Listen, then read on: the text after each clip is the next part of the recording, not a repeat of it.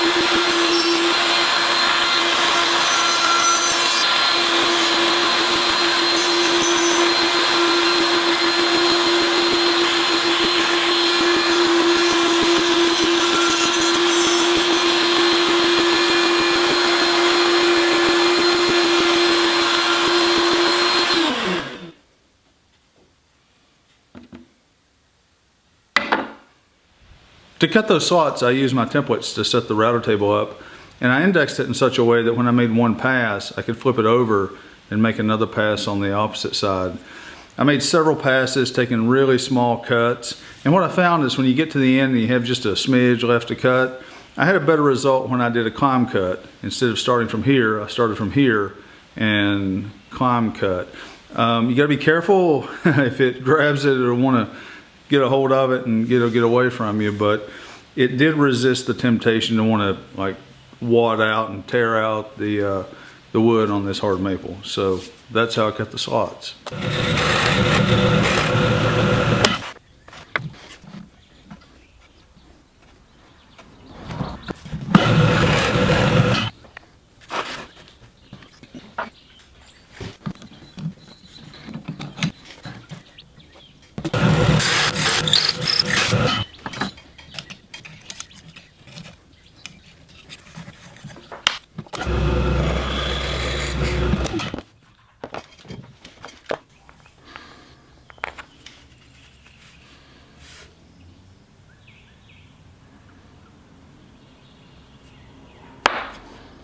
To make this little spacer for the knob, I took a Forstner bit, a 7/8 inch Forstner bit, and I shallowed out a pocket. Then I used a 2-inch hole saw to cut the disc, and then I had to come back with a 3/8 inch drill bit to open the hole up a little bit. My drill bit is warped, so you see it wobbling around. Oh well, but anyway, this is what we'll end up with. And once that is tightened up, the head of that carriage boat will pull tight down into that pocket, and it'll look really sexy.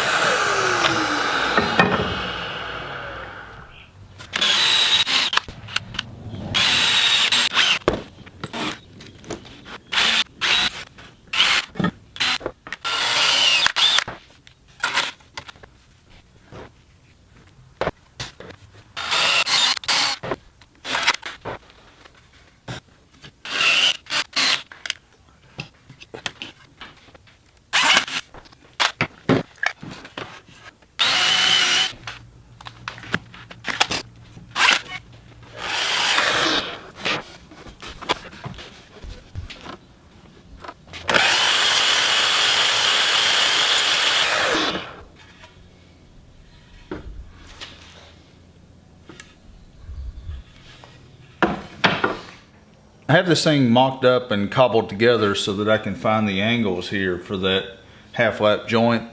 So I'm just going to scribe where those angles are.